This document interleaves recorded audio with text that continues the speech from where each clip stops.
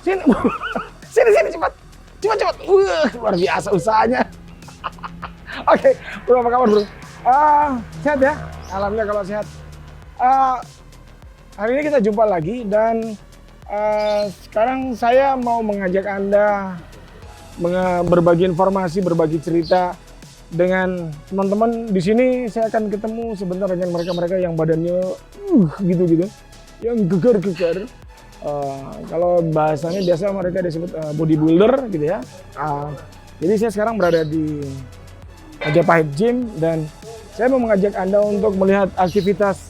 Jadi biasanya gini, laki-laki itu sebagian laki-laki, mungkin tidak semua laki-laki ya, karena ada laki-laki yang tidak suka bodinya kekar, tapi ada juga sebagian yang suka kalau bodinya kekar, berisi, padat-padat gitu. Nah, sebagian dari mereka yang suka dengan body kekar itu mencoba membentuk tubuhnya dengan olahraga yang intens. Ada yang dikatakan disebut dengan fitness gitu. Ini kalau fitness dengan binaraga beda, tapi nanti sebentar kita coba cari tahu bedanya apa fitness dengan binaraga. Terus kemudian ada banyak sekali latihan-latihan yang bisa dilakukan untuk membentuk, karena ada banyak sekali otot-otot yang perlu dibentuk di tubuh kita.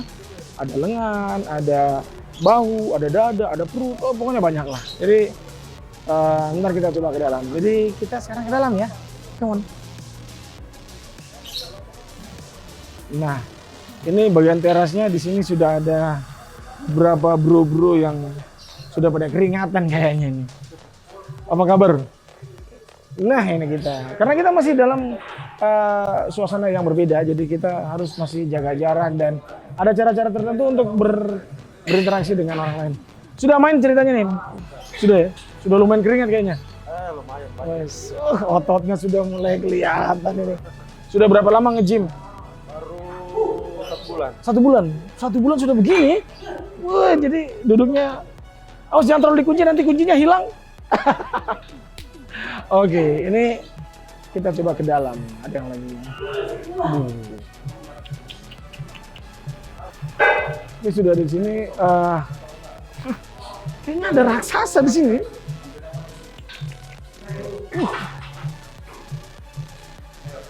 Ini hampir sama dengan paha saya. Tangannya besar sekali. Ini kayaknya ada kita ketemu ini kebetulan yang punya masih kenal dengan saya, jadi mudah-mudahan dia tidak lupa dengan saya. Ini bro. Apa kabar? Baik. Luar biasa, badannya semua ngeri. Ini jangan lagi ngapain? Ini lagi latihan dada. Wow, gitu ya. Tapi ini gerakannya sudah benar ya gerakannya? Iya, ini gerakannya sudah benar. Jadi setiap orang kalau main itu harus diawasi gitu ya, Iya, biar tidak salah gerakan. Jadi untuk teknik itu paling penting dalam tubuh kita. Memang kalau olahraga orang harus ribut ya? Ya, Harus ribut ya? Di sini memang basicnya kan hardcore. Oh begitu ya? Jadi kita di sini memang Oh basicnya apa? hardcore game. Oh Jadi begitu. hardcore fitness dari kita di sini. Iya. Dan ternyata di sini ada banyak juga anggota kepolisian ya? Iya, banyak ada anggota polisi. Iya. Tentaranya. Oh ada TNI juga? Iya. Oh gitu. Nah, jadi pemirsa, saya sudah bersama dengan Wana Bagaskara. Ini kebetulan owner dari Majapahit Gym. Nah Wan, ini kita mau ngobrol-ngobrol Wan, Ya, tentang kesehatan, tentang bagaimana mengolah tubuh, membentuk tubuh lah ya. Tapi kita ngobrolnya di mana bagusnya? Di situ bagus ya? Iya. Nah kita duduk situ baru kita ngobrol.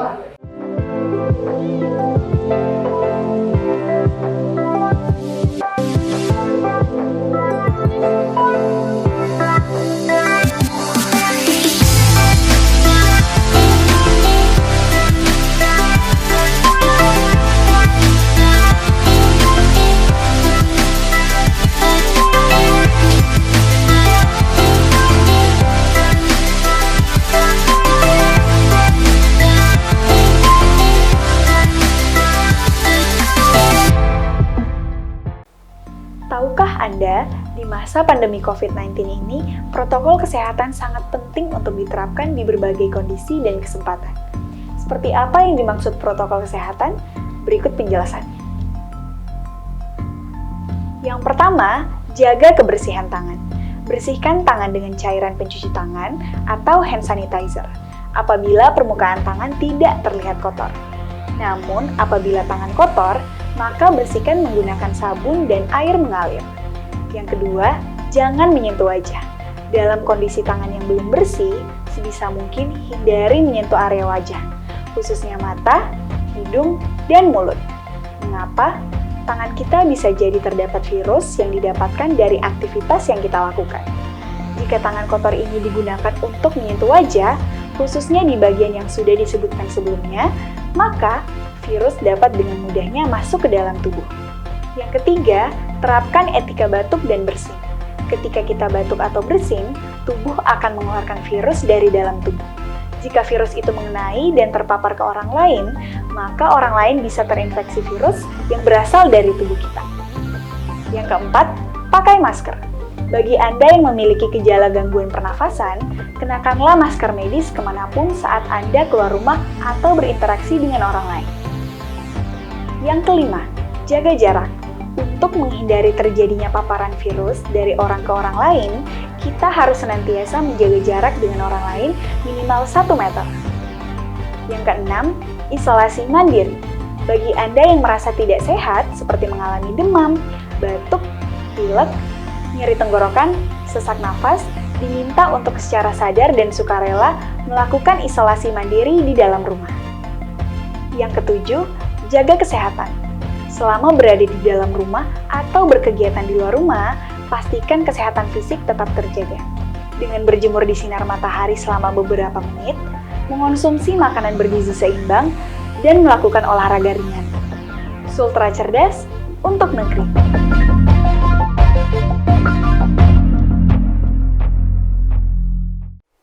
Berikut perkembangan kemunculan gejala sakit COVID-19 yang tampak dari hari ke hari ketika infeksi virus corona sudah terjadi.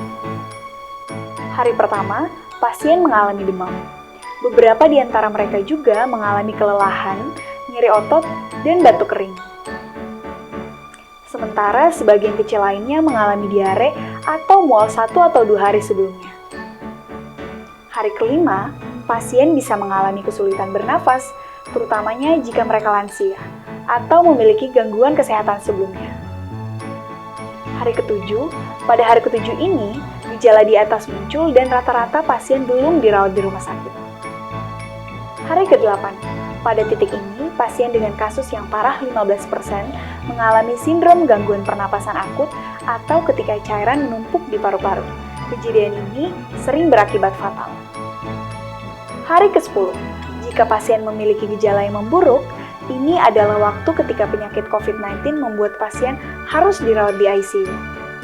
Pasien-pasien yang memiliki kondisi ini lebih mungkin memiliki sakit perut memburuk dan kehilangan nafsu makan, ketimbang mereka yang termasuk kasus ringan.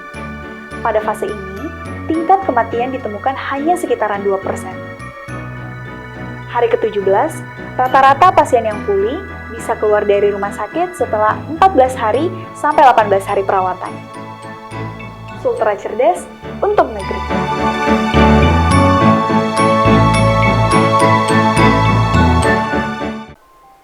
Berikut ini ada 10 cara menjaga diri dan keluarga agar terhindar dari penyakit menular, khususnya penyakit yang disebabkan oleh virus corona. Yang pertama, makan dengan gizi yang seimbang, agar tetap menjaga kekebalan tubuh yang lebih baik, serta makanan akan memberikan tenaga. Yang kedua, rajin berolahraga dan istirahat yang cukup. Hal ini juga sangat penting, selain menjaga tetap sehat, kekebalan tubuh pun akan meningkat. Yang ketiga, menjaga kebersihan lingkungan agar tidak terhindar dari pertumbuhan bakteri, kuman, virus, dan jamur di sekitar lingkungan. Yang keempat, minum air mineral 8 gelas per hari agar tetap memenuhi kebutuhan cairan Anda setiap hari. Yang kelima, tidak merokok karena asap rokok merupakan salah satu penyebab dari pemicunya penyakit saluran pernapasan. Yang keenam, cuci tangan pakai sabun. Tangan merupakan tempat bakteri di tubuh yang paling banyak karena sering memegang benda-benda di sekitar. Untuk mencegah terjadinya pertumbuhan bakteri, sebaiknya sering mencuci tangan sesudah memegang benda-benda kotor atau benda lainnya. Dan jangan memegang wajah menggunakan tangan jika belum dibersihkan. Yang ketujuh, gunakan masker bila batuk atau tutup mulut dengan lengan atas bagian dalam. agar virus tidak mudah masuk ke dalam tubuh dan tidak mudah tertular pada orang lain. Yang kedelapan, makan makanan yang dimasak sempurna, serta pastikan makanannya matang dengan merata. Dan jangan makan daging hewan yang berpotensi menularkan penyakit. Yang kesembilan, bila demam dan sesak nafas, segera ke fasilitas kesehatan agar bisa ditindaklanjuti dan diberikan obat. Yang kesepuluh, jangan lupa berdoa dan berserah diri kepada Sang Pencipta. Sultra cerdas untuk negeri.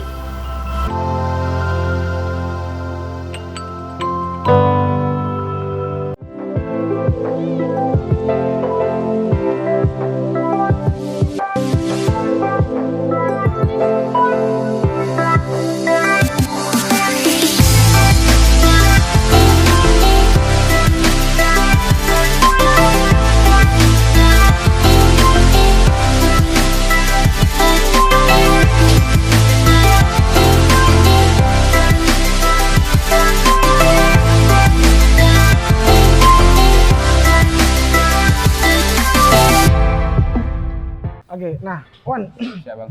ini yang pertama saya mau tanya nih, Ya. apa sih bedanya sebenarnya fitness dengan binaraga atau ini dua hal yang sama gitu?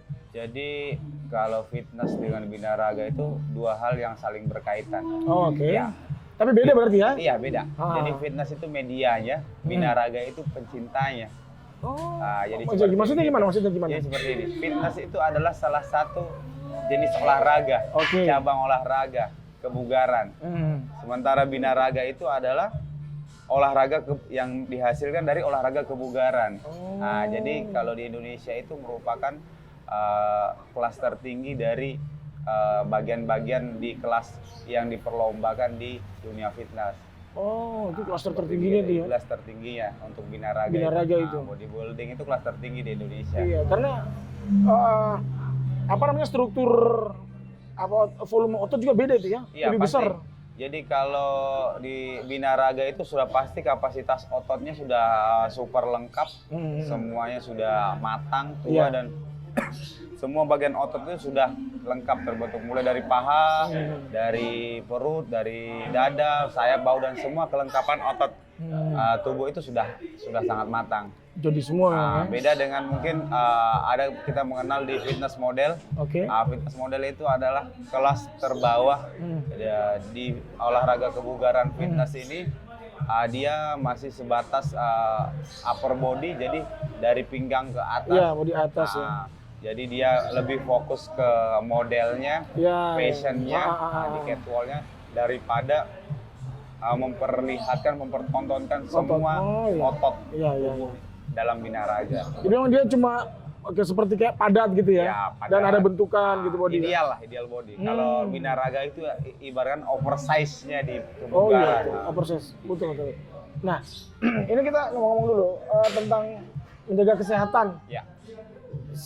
Seperti apa sih manfaat dari fitness itu terhadap kesehatan tubuh kita? Yang pertama, kalau kita manfaat fitness itu banyak. Ya. Yang pertama kita meningkatkan imun tubuh. Oke. Itu yang Ya. paling pasti, sudah pasti.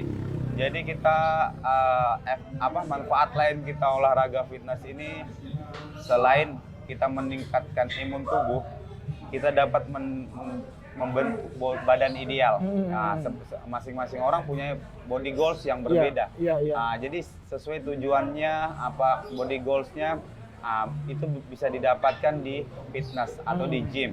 Iya. Nah, yang selanjutnya untuk kekuatan tulang, mungkin dia bisa melatih selain itu di jantung untuk di Iya. kardio, treadmill Iya. atau sepeda statisnya. Terus banyak manfaat lain. Mungkin kita bisa disiplin untuk menjaga pola makan. Oke. Ya, itu juga yang penting ya, pola Iya, makan itu ya. yang paling penting. Seorang binaragawan itu identik dengan kedisiplinan. Dari pola makannya yang paling penting, nutrisinya, terus dari pola latihannya juga penunjang yang paling penting. Jadi ketiga aspek itu sangat mendukung, Ya, ya. sangat melekat di tubuh atau bukan cuma binaraga, semua pencinta fitness. Karena pola makan itu penentu seberapa besar progres atau body goals yang ingin kita Iya, iya. capai. Nah, ini ngomong-ngomong tentang pola makan nih, Ya. Wan. Kan orang juga pemahaman tentang diet itu beda-beda kayaknya Iya, ya. iya. Nah, kalau menurut Wana sendiri sih sebagai seorang bisa dikatakan atlet ya, atlet fitness, apa sih diet itu sebenarnya? Jadi pemahaman diet kebanyakan orang, khususnya orang-orang awam yang ingin melakukan penurunan berat badan atau diet, ya pemahaman diet itu masih sangat keliru. Iya. Diimplementasikan. Sebentar, tapi diet itu memang adalah penurunan berat badan? Diet itu Bukan. sebenarnya Atau program dia memang? Memang termasuk di dalamnya penurunan berat badan atau pembakaran lemak, tapi yang perlu kita pahami yang paling penting itu, diet itu adalah bagaimana kita mengatur pola makan, bukan mengurangi porsi makan. Jadi dua hal yang berbeda. Mengatur pola makan dan mengurangi porsi makan. Iya. Itu dua hal yang sangat berbeda. Kenapa? Ketika kita mengurangi porsi makan, bahkan kebanyakan masyarakat pada umumnya yang melakukan diet, tanda kutip dia keliru, dia bahkan mengurangi elemen-elemen kebutuhan nutrisi. Contoh dalam karbohidrat, mungkin dia tidak makan karbohidrat sama sekali. Jadi mungkin ada juga yang makan karbohidrat secukupnya, bahkan di bawah kebutuhan nutrisi tubuh kita. Yang ada efek sampingnya sudah pasti asam lambung, atau mah kan.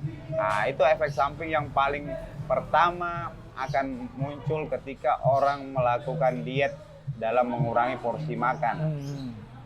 Hakikat dari diet yang sebenarnya itu yaitu kita mengatur pola makan. Jadi sedemikian rupa dari hari ke hari, dari waktu ke waktu, kita atur pola makan kita sesuai kebutuhan kalori kita, sesuai kebutuhan karbohidrat dan protein kita. Nah, jadi itulah yang paling efektif ketika orang melakukan diet. Jangan banyak terjadi di masyarakat itu diet itu mereka mengurangi porsi makan. Jadi porsi makan itu dikurangi, otomatis oke lah, berat badan mereka turun. Tapi efek samping lain mereka kena asam lambung. Ada penyakit lain yang karena memang tubuh kebutuhannya sudah jelas gitu ya. Iya, kebutuhan sudah jelas. Jadi ketika kita melakukan diet, kebutuhan karbohidrat itu penting, tapi ada batasannya. Nah, kebutuhan protein, kebutuhan vitamin dan mineral itu sangat penting untuk menunjang kestabilan tubuh kita. Mungkin contoh kecil, orang dalam diet mengurangi karbohidrat, contoh nasi. Nasi itu adalah sumber energi. Ketika itu dikurangi atau dihilangkan sama sekali, itu akan menimbulkan efek samping. Yang pertama, konsentrasi kita hilang, lelah, letih, lesu, karena tidak ada cadangan energi dari nutrisi kita. Nah, jadi itu mindset yang keliru itu seharusnya kita rubah, bahwa diet itu adalah kita atur pola makannya, jenis makanannya. Mungkin yang tidak mengandung lemak seperti minyak, santan, atau penyedap rasa yang lainnya. Mungkin kita bisa kolaborasikan dengan rempah-rempah alami yang ada di sekitar kita.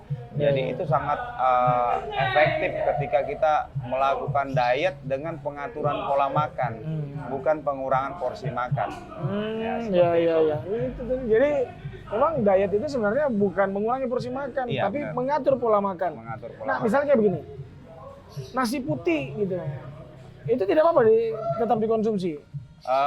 Kayak gini, ketika kita lihat orang yang akan melakukan diet, ketika dia minta maaf tubuhnya ini obesitas atau gemuk atau over gemuk, kita wajib sebenarnya nasi putih pun nggak apa-apa, asal sesuai dengan defisit kalori atau sesuai dengan kebutuhan karbohidrat perharinya kita.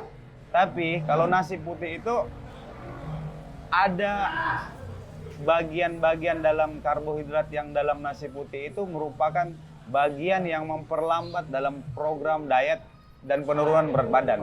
Contoh nasi putih itu adalah tinggi akan gula. Iya. Nah, bagi penderita diabetes atau penderita gula, dia tidak Tidak disarankan ya. disarankan untuk menggunakan. Berarti kalau diganti baru ya, misalnya jadi, kita pakai beras merah gitu ya. Jadi karbohidrat yang bagus ketika kita melakukan diet itu banyak pilihan. Yang pertama kita harus pilihannya. paham itu dia tinggi serat Ya. dan rendah gula. Tinggi serat, rendah gula. Rendah gula. Oke. Nah, tujuannya untuk memaksimalkan kita melakukan penurunan berat badan dan Ya. pembakaran lemak. Seperti contohnya bisa kita ambil dari beras merah. Bisa contohnya dari ubi jalar, Ya. ubi kayu, bisa kita juga ambil dari jagung muda yang manis, Ya. bisa juga dari keladi, Apa tadi yang pertama? bisa dari beras merah, Beras merah.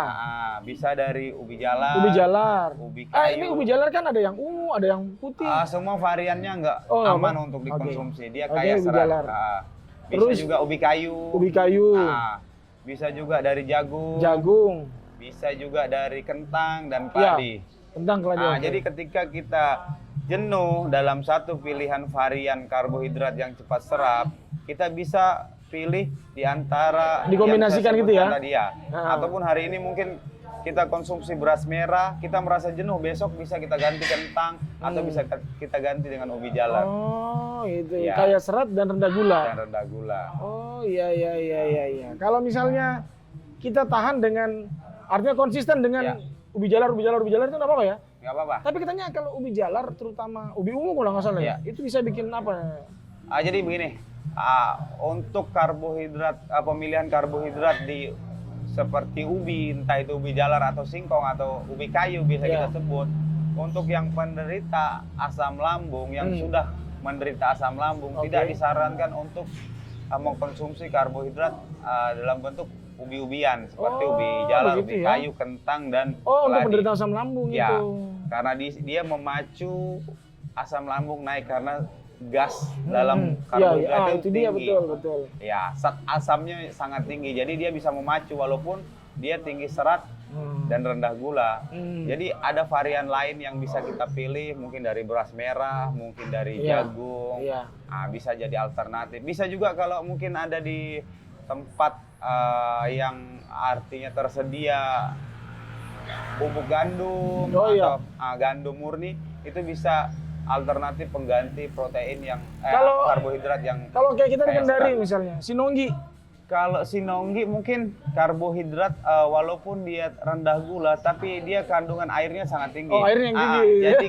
Jadi Bawaannya orang kencing-kencing gitu deh. iya betul. Kandungan air dalam tubuhnya sudah melampaui kapasitas. Oh, Jadi iya, ketika kita mengkonsumsi sagu atau sinonggi, otomatis program diet kita akan lambat seperti Oh, begitu. gitu ya. Oke. Nah, ini masih tentang mengatur pola makan. Jadi pola makan yang ideal itu, tadi kan sudah karbohidratnya sudah Iya, ada pilihan. Terus kemudian protein lemaknya mungkin dari telur gitu ya. Tapi katanya kalau telur kuningnya dibuang gitu. Seperti begini. Jadi banyak pilihan atau choice dalam memilih protein, entah itu nabati atau hewani. Misal kita ambil dari protein nabati, mungkin kita bisa ambil putih telur, itu bisa direbus ya kan. Bisa kita ambil dari tempe dan tahu. Iya. Dan bisa kita ambil dari Tempe, tahu direbus? Ya, kacang-kacangan yang lainnya. Oke. Itu untuk dari sumber protein nabatinya. Kalau kita mau pilih yang hewani, kita bisa pilih dari mungkin daging merah. Daging merah? Daging merah itu seperti daging kambing, Oh. daging sapi, Iya. dan lain-lain. Kalau daging putih juga boleh, Oh, seperti iya. daging ayam. Oh, jadi itu klasifikasi merah sama putih ya? Iya. Oke. Itu Ya. bisa juga dari ikan. Tapi tunggu dulu. Ngomong-ngomong tentang kambing ini, kambing dikari gitu nggak apa-apa? Ya, itu makanan yang memang seluruh masyarakat Indonesia pasti suka. Tapi jangan salah, itulah sumber dari lemak yang sangat jahat. Gitu ya. Jadi sebenarnya bukan dari daging kambingnya yang buat Dari yang masakannya gitu ya. tapi dari Menunya gitu. dari rempah-rempah Iya, yang iya, dibuat iya. dalam bentuk bumbu itu yang dikolaborasi dengan sumber-sumber lemak mungkin seperti minyak, penyedap rasa yang lain. Itulah yang mengikat dalam tubuh kita. Nah, kalau misalnya ayam, sapi atau kambing itu dimasak apa dia jadi? Jadi dalam kita menjalankan program diet atau penurunan berat badan atau pembakaran lemak, kita mengurangi massa lemak dalam tubuh, yang hal pertama yang perlu diingat itu, yang pertama kita menghindari segala bentuk makanan atau segala bentuk sumber fat atau sumber lemak. Nah, contohnya mungkin seperti dari minyak, dari penyedap rasa, atau dari yang kandungan gulanya tinggi. Jadi kita menghindari seperti itu. Tujuannya apa? Kita untuk memaksimalkan dulu pembakaran lemak. Karena ketika kita masih cuek atau masih mengindahkan untuk tidak menjaga pola makan yang bebas dari lemak, otomatis program kita tidak akan berhasil. Oh gitu ya. Seperti Jadi walaupun misalnya sumbernya sudah oke nih, misalnya ayam, kambing, sapi, tapi olahannya lagi gitu ya. Cara Hindari minyak, penyajiannya, hindari minyak. Mungkin bisa alternatif kalau Kalau di Tawaloho. Ya boleh. Oh bisa gitu ya. Jadi kalau di Kendari biasa orang kenal ada yang namanya masakan Tawaloho. Iya. Nah itu sebenarnya alternatif yang paling bagus untuk diet. Cuman yang perlu kita hindari itu adalah dalam pengolahan, dalam masaknya itu jangan sekali-kali menggunakan minyak dan penyedap rasa. Gitu. Karena di dalam penyedap rasa itu sudah mengandung elemen-elemen yang bisa mengikat lemak. Jadi dia cuma pakai garam? Boleh pakai garam. Jadi selain garam apa memangnya? Iya, jadi kita kalau diet jangan salah. Biasa banyak orang melakukan diet itu tidak menggunakan rempah-rempah sama sekali. Jadi rempah-rempah itu juga sangat penting untuk tubuh kita. Contoh mungkin ada merica atau bawang atau dan lain-lain. Contoh yang salah satunya merica, itu dia bisa membantu pembakaran lemak gitu dalam ya? tubuh kita ya. Jadi masaknya campur merica. Itu. Jadi rempah-rempah alami itu sangat aman digunakan ketika kita melakukan program diet untuk penyajian makanan yang sehat, yang bebas lemak. Garamnya boleh sedikit gitu Garamnya secukupnya aja. Iya. Nah, jadi mungkin kayak Tawaloho tadi, kita hindari minyak, penyedap rasa. Nah, itu makanan yang paling simpel saya kira dibuat untuk di kota Kendari ini. Boleh. Itu asik ya, Tawaloho ya. Kalau Sinonggi bolehlah sekali-sekali ya, karena air ini. Mungkin kita bisa diambil waktu cheat day atau Iya. Ayo ngumpul-ngumpul sama keluarga gitu ya.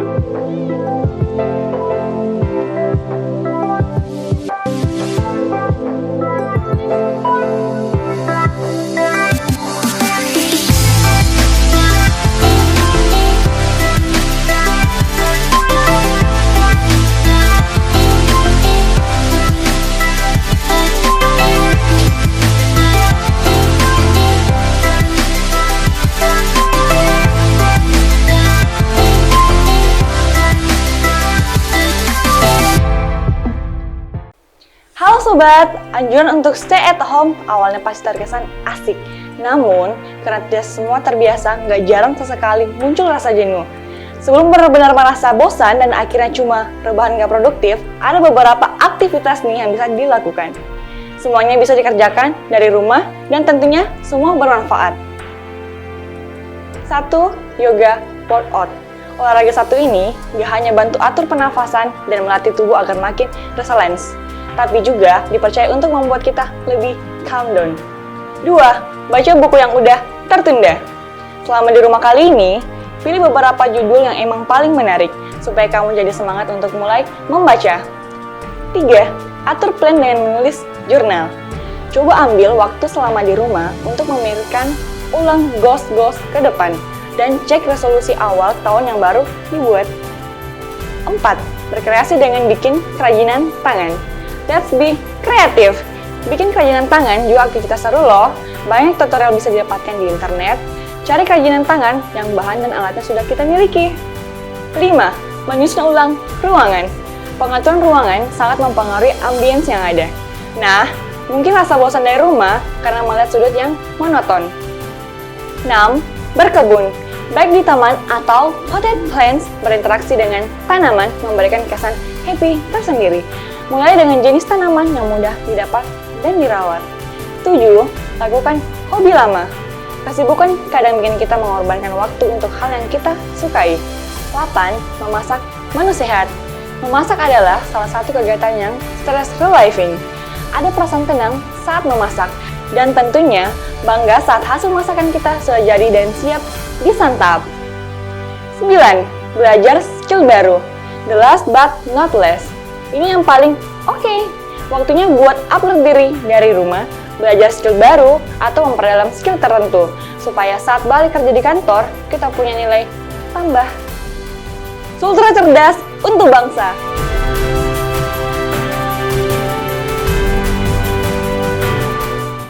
Hai Sobat, jaga kebersihan salah satu upaya dalam mencegah terjangkitnya penyakit bagi masyarakat, apalagi penyakit menular. Tindakan kebersihan bisa untuk kebersihan diri maupun kebersihan lingkungan. Kebersihan diri tentu sesuai dengan pola hidup sehat untuk diri kita. Sementara itu, kebersihan lingkungan mempunyai peranan yang sangat penting dan tak terpisahkan dalam kehidupan manusia. Menjaga kebersihan lingkungan sama artinya menciptakan lingkungan yang sehat, bersih dari kotor seperti debu, sampah, dan bau yang tidak sedap. Kebersihan diri tentu sesuai dengan pola hidup sehat untuk diri kita. Sementara itu, kebersihan lingkungan mempunyai peranan yang sangat penting dan tak terpisahkan dalam kehidupan manusia. Menjaga kebersihan lingkungan sama artinya menciptakan lingkungan yang sehat, bebas dari kotoran seperti debu, sampah, dan bau yang tak sedap. Dengan lingkungan yang sehat, kita tidak akan mudah terserang berbagai macam penyakit. Tidak hanya di bidang kesehatan, kebersihan lingkungan juga sangat berpengaruh terhadap kenyamanan, keindahan, dan keasrian lingkungan yang nantinya bermuara pada kedamaian. Semua ini dapat kita raih dengan melakukan perbuatan kecil dan sederhana, mulai dari menjaga kebersihan lingkungan di sekitar kita. Kebersihan lingkungan dimulai dari lingkungan rumah dan tempat kita bekerja. Untuk kebersihan lingkungan di sekitar rumah, kita lakukan dengan membersihkan halaman dan mari biasakan diri dengan pola hidup bersih. Nah, kebersihan diri dan lingkungan adalah tanggung jawab kita bersama. Ingat, bersih pangkal sehat, cegah corona dengan budaya hidup bersih. Sultra cerdas untuk negeri.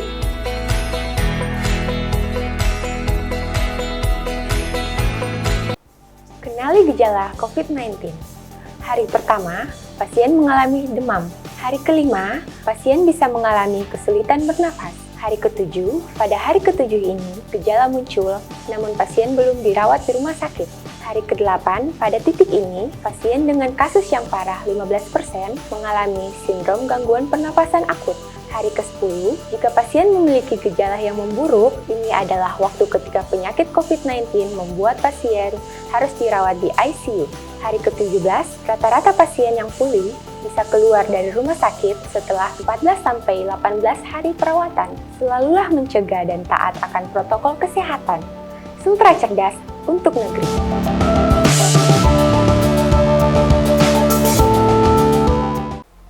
Tahukah Anda, di masa pandemi COVID-19 ini, protokol kesehatan sangat penting untuk diterapkan di berbagai kondisi dan kesempatan.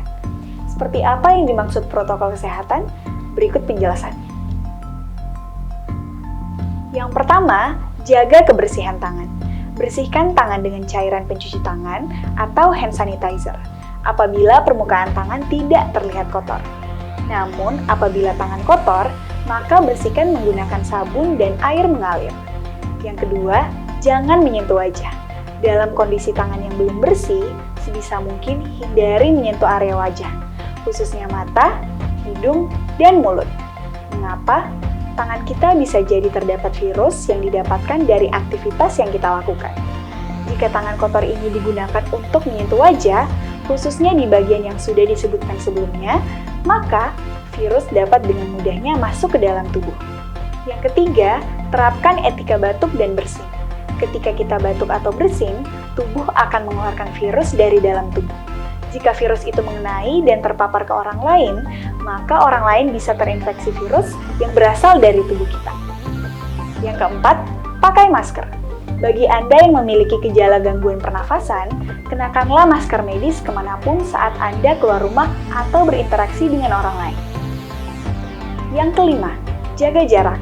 Untuk menghindari terjadinya paparan virus dari orang ke orang lain, kita harus senantiasa menjaga jarak dengan orang lain minimal 1 meter. Yang keenam, isolasi mandiri. Bagi Anda yang merasa tidak sehat, seperti mengalami demam, batuk, pilek, nyeri tenggorokan, sesak nafas, diminta untuk secara sadar dan sukarela melakukan isolasi mandiri di dalam rumah. Yang ketujuh, jaga kesehatan. Selama berada di dalam rumah atau berkegiatan di luar rumah, pastikan kesehatan fisik tetap terjaga. Dengan berjemur di sinar matahari selama beberapa menit, mengonsumsi makanan bergizi seimbang, dan melakukan olahraga ringan. Sultra cerdas untuk negeri.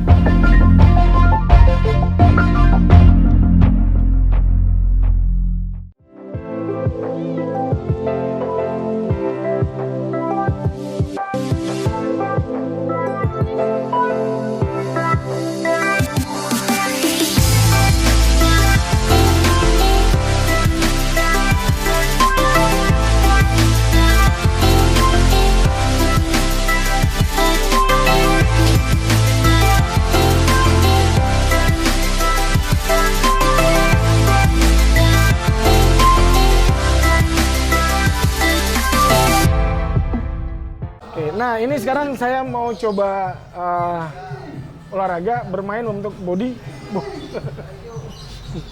raksasa. Jadi nanti saya main, nanti mana yang coba akan menjelaskan nanti. Ya, instrukturnya sama Adi ya. Ya. Siapa namanya? Adi Bolang. Adi Bolong ya. Tunggu, sebentar. Ini sudah berapa lama jadi seperti ini? Fitness sudah berapa lama? Dari 2011. 2011, sekarang 2020. 9 tahun ya? Kurang lebih 9 tahun. Besar sekali badannya ya. Luar biasa. Ini sudah hampir raksasa jadinya ya. Oke, baik. Nah, kalau Adi sendiri nih Adi. Adi makannya gimana Adi? Kalau saya makan ketika lagi off-season, artinya tidak ada tanding, Oh gitu.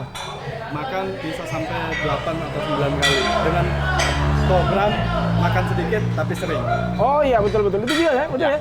Makannya sedikit tapi berkali-kali gitu ya. Makanlah sedikit sebelum tapi lapar, berhentilah sebelum kenyang. Jadi kita makan banyak kali, tapi continue. Iya, supaya tidak lapar. Iya. Kalau Adi makannya apa? Beras merah, Beras merah. sayurnya itu lebih mengutamakan yang mentah. Oh mentah? Ya, Oke. Seperti makan apa? selada, Oh oke. kol. Oh iya. Itu juga ya? putih juga Makan yang mentah dicelupkan. lalapan gitu ya? Ya, seperti lalapan. lalapan. Nah, Lebih terus? tepatnya lalapan. Terus saya lebih banyak konsumsi protein. Proteinnya apa? Proteinnya bisa dari protein nabati atau hewani. Oh gitu ya, itu tadi ya? Oh, oke ya. Ih, makannya itu yang repot ya? Kalau mau merasakan makanan yang garamnya sedikit, apalagi makan lalapan kalau terbiasa mungkin sudah akhirnya sudah agak enak gitu ya. Oke, kita coba main ya. Tapi karena ini kita harus ganti baju dulu biar nanti kalau keringat tidak bermasalah ketika kita jalan di tempat umum. Oke, jadi kita mulainya main apa dulu nih? Mungkin kita bisa hari ini kita coba dulu main otot dada. Main otot dada? Ya. Oke, pakainya apa kalau main otot dada? Boleh kita main alat mungkin chest press dulu yang pertama. Chest press yang mana? Ya, yang yang ini? sebelah sini ya. Oh iya. Berarti nanti sama Adi yang ini ya? Oke, sorry. Oh iya. Oke. Oke. Gini ya? Ya. Oke, ketika kita turun, tarik napas dari hidung, naik hembuskan dari mulut. Turunnya mana? Turun. Iya, ini turun, tarik napas.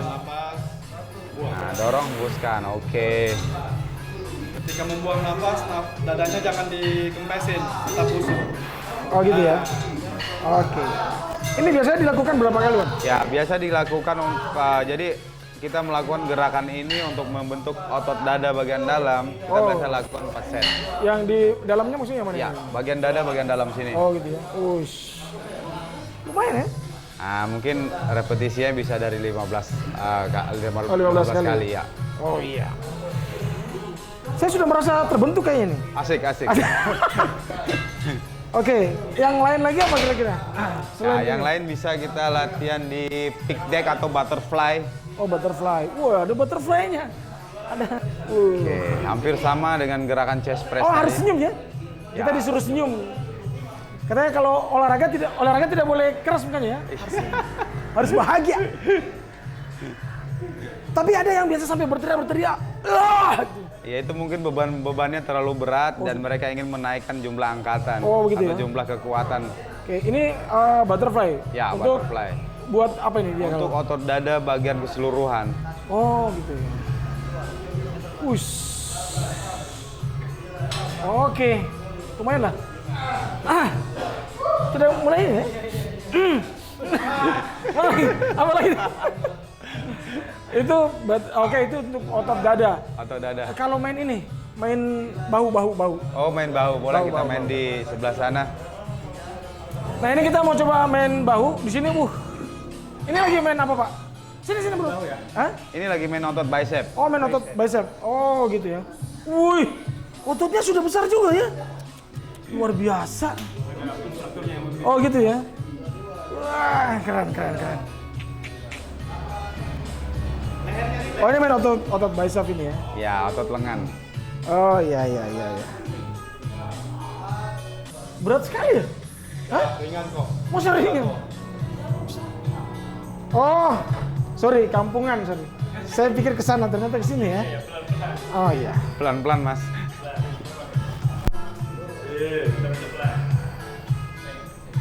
Oke. Good. Wis. Saya kayak rasa sudah terbentuk bahunya ini. Iya, kayaknya bahunya Bang Erwin sudah mulai Iya ya? ada perubahan sedikit. Iya kayaknya. Waduh. Iya. Tapi kayaknya perubahan yang paling besar itu terjadi di otot bagian tengah dia. Di otot perut ini luar biasa perubahannya. Iya betul. Ini agak kurang ya. Bawahnya lebih jadi. Iya ya. Bawah perut makin. Iya, dada bawah ya, bawah perut. Oh iya. Ini sama repetisi Ya, sama. sama 15. Ya sudah cukup. Terima kasih banyak atas tawarannya. Masa disuruh tambah beban? Ini saya sudah lumayan, Pak. Oke. Itu main bahu. Ya. Oh, ini yang lain sudah pada istirahat mereka ya? Iya. Salah, Bang. Jadi kita hadap depan. Kampungan. Oh, gitu ya. Oke. Ini memang ringan begini ya? Ringan. Oh. Oke. Oh, begini. Turunnya begini. Begitu ya? Turunnya? Ya. Gitu ya.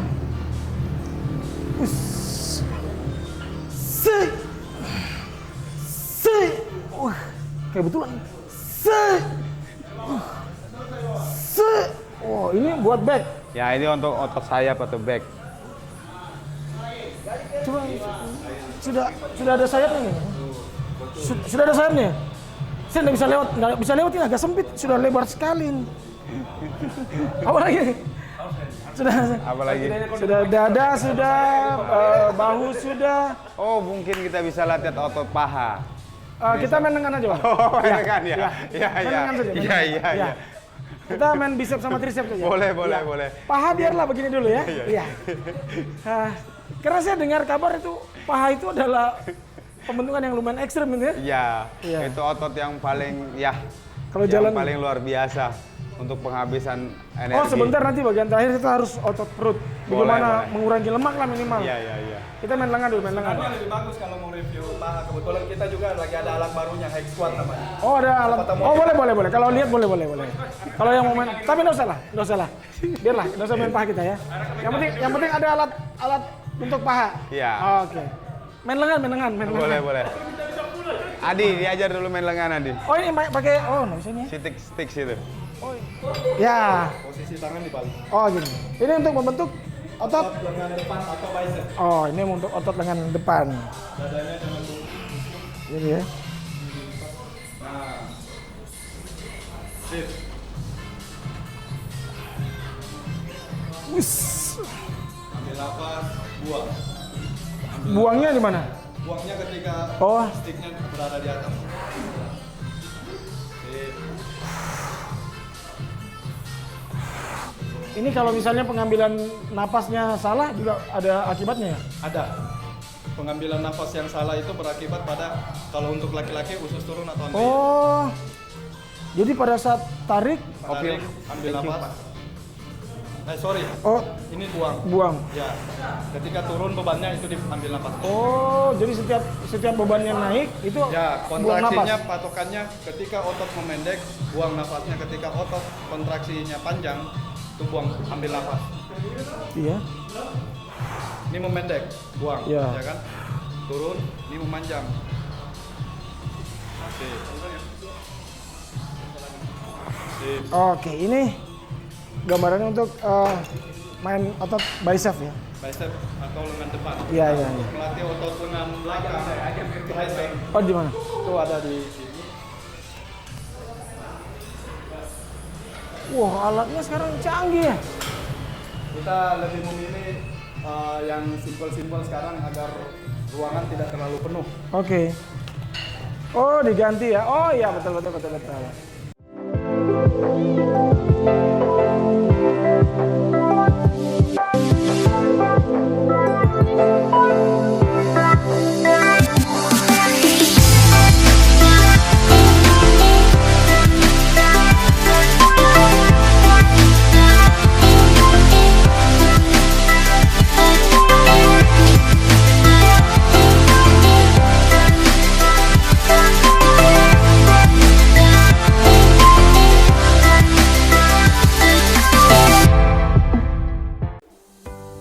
Halo Sobat, 10 gejala utama yang dapat mengidentifikasikan Anda terinfeksi virus COVID-19 sebagai berikut.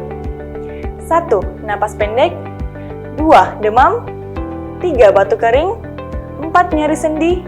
5. Penurunan kewaspadaan atau kesadaran. 6. Masalah pencernaan. 7. Konjungtivis. 8. Kehilangan sementara indera penciuman. 9. Kelelahan. 10. Sakit kepala.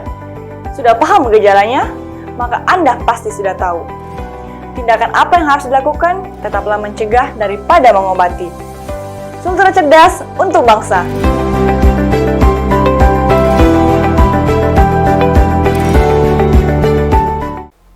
Tahukah Anda, di masa pandemi COVID-19 ini, protokol kesehatan sangat penting untuk diterapkan di berbagai kondisi dan kesempatan. Seperti apa yang dimaksud protokol kesehatan? Berikut penjelasannya. Yang pertama, jaga kebersihan tangan. Bersihkan tangan dengan cairan pencuci tangan atau hand sanitizer apabila permukaan tangan tidak terlihat kotor. Namun, apabila tangan kotor, maka bersihkan menggunakan sabun dan air mengalir. Yang kedua, jangan menyentuh wajah. Dalam kondisi tangan yang belum bersih, sebisa mungkin hindari menyentuh area wajah, khususnya mata, hidung, dan mulut. Mengapa? Tangan kita bisa jadi terdapat virus yang didapatkan dari aktivitas yang kita lakukan. Jika tangan kotor ini digunakan untuk menyentuh wajah, khususnya di bagian yang sudah disebutkan sebelumnya, maka virus dapat dengan mudahnya masuk ke dalam tubuh. Yang ketiga, terapkan etika batuk dan bersin. Ketika kita batuk atau bersin, tubuh akan mengeluarkan virus dari dalam tubuh. Jika virus itu mengenai dan terpapar ke orang lain, maka orang lain bisa terinfeksi virus yang berasal dari tubuh kita. Yang keempat, pakai masker. Bagi Anda yang memiliki gejala gangguan pernafasan, kenakanlah masker medis kemanapun saat Anda keluar rumah atau berinteraksi dengan orang lain. Yang kelima, jaga jarak. Untuk menghindari terjadinya paparan virus dari orang ke orang lain, kita harus senantiasa menjaga jarak dengan orang lain minimal 1 meter. Yang keenam, isolasi mandiri. Bagi Anda yang merasa tidak sehat, seperti mengalami demam, batuk, pilek, nyeri tenggorokan, sesak nafas, diminta untuk secara sadar dan sukarela melakukan isolasi mandiri di dalam rumah. Yang ketujuh, jaga kesehatan. Selama berada di dalam rumah atau berkegiatan di luar rumah, pastikan kesehatan fisik tetap terjaga. Dengan berjemur di sinar matahari selama beberapa menit, mengonsumsi makanan bergizi seimbang, dan melakukan olahraga ringan. Sultra cerdas untuk negeri.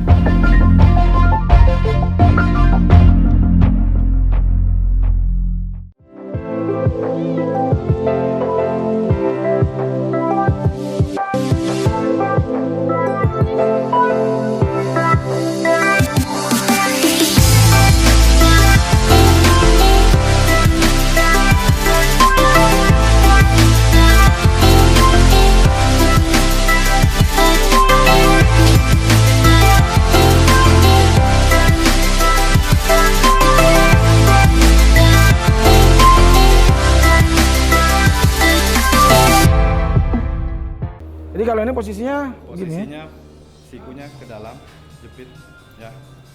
Oh gitu ya? Ya. Cocok ini? Ya, lipat. Sip, bagus. Lempar ke depan. Sip. Bisa dirasakan sendiri Oke, di iya. belakangnya ya. Iya. Oh gitu ya? Ya. Kalau ini tarik napasnya? Nah, ini buang nafas, ini tarik. Oh. Sip.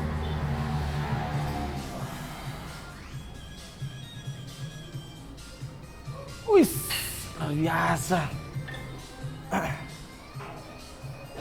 Setelah dari Us. sini paling tinggal Sudah ada. main variasi aja. Oh gitu ya? Iya. Yang pasti tadi sudah semua ya? Globalnya udah sih semua. Dada, bahu, back, terus kemudian main lengan ya. Pamer perut pak. Mentang. Aduh. Tunggulah 6 bulan kemudian ya. Kalau main perut apa yang paling gampang kira-kira? Melakukan di rumah. Ya. Jadi gerakan-gerakan ini bisa dilakukan di rumah. Oh begitu ya? Tidak mesti di gym. Oh iya. Cukup kita bermodalkan matras atau kasur tipis Iya. untuk sebagai pelapis. Oh gitu ya. Oke. Yang mana yang tengkurap ini? Posisi baring. Oh baring. Ya. Oke. Kita pindahkan dulu ini ke samping. Oke. Gini ya. Ya. Posisi kaki ditekuk. Kaki teguk. Ya, untuk gerakan pertama ya. Oke. Posisi Tangan? kaki. Tangan cukup di atas paha Oh, sebagai begini? patokannya. Ketika naik kepala telapak tangan ini lewatin lutut. Jadi Oh, gitu sedikit ya? aja naiknya. Oh gitu. Untuk melatih target utamanya perut bawah, perut atas. Oh begitu. Jadi Iya. naik kakinya gimana? Gini. Nah, kaki tetap stay kayak gini, badannya yang naik. Oh, Ya, gitu. lewat. Sampai di mana? Jangan sentuh paha, tangannya jangan sentuh paha. Nah, Oh, tapi kalau sendiri bisa enggak? bisa. Pasti bisa kalau sudah terbiasa. Nah, ini bisa dirasakan otot perut atasnya sini. Oh iya. Yang paling efektif gerakannya lambat atau cepat? Lambat. Oh, lambat ya. Ketika naik buang nafasnya. Ambil nafas. Terus. Nah, Agak-agak berat. Oke. Berikutnya kemudian gerakan kedua, kaki lurus. kaki lurus, Oke. tangan di bawah Sini. kepala. Ya. Posisi kaki biasa disebut back lying rest ya. Posisi lutut nggak boleh ditekuk. Ini kita lempar ayun ke atas. Dua-duanya. Ya, Sampai segini. ya. Gerakan seperti ini untuk melatih otot perut bawah. Oke. Ambil nafas. Ambil nafasnya mana? Ketika turun kakinya. Oke. Ketika naik buang. Sip. Sip.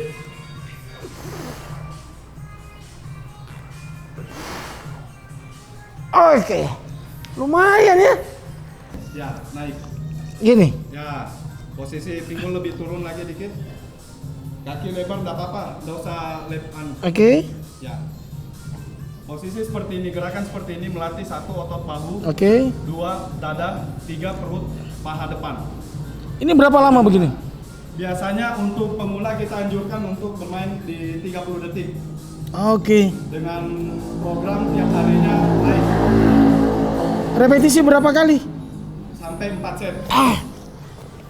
Kalau seperti ini enggak hitungan repetisi tapi Oh, kita tidak. lebih Oh, ke ya. per detik atau per menit. Oh ya, oke. Lanjut yang mana lagi? Dah, selesai. Oh itu cukup itu ya? Ya. Oh, lumayan ya. Tapi saya tidak boleh sombong, jadi tidak boleh saya perlihatkan hasil latihan saya. Jadi, tapi ini sudah mulai kelihatan sudah ada 4 roti lah di sini. Kan harusnya idealnya ada 6 roti kan? Ya. Baru 4 roti. Tapi rotinya, iya. adonan ya. Hanya rotinya belum diiris-iris. Jadi masih. Oke. Nah pemirsa itu tadi kita sudah saksikan sama-sama. Saya bahkan sudah mencoba dan lumayan berat ya. Tapi memang walaupun sebentar sedikit sudah ada yang terasa gitu ya. Ada bagian otot yang mulai agak kontraksi. kontraksi. Oh ya kontraksi betulan. Jadi tadi kita sudah bincang-bincang dengan Wana tentang bagaimana menjaga hidup sehat, kemudian bagaimana kemudian memahami diet itu apa sebenarnya. Jadi diet itu mengatur pola makan tapi bukan mengurangi porsi makan. Nah, itu yang paling penting. Dan tadi juga untuk melatihan otot-otot pada tubuh, ada otot dada, kemudian otot apa tadi, bahu, back, punggung, kemudian ada bentuk tangan, ada ada bicep, ada tricep.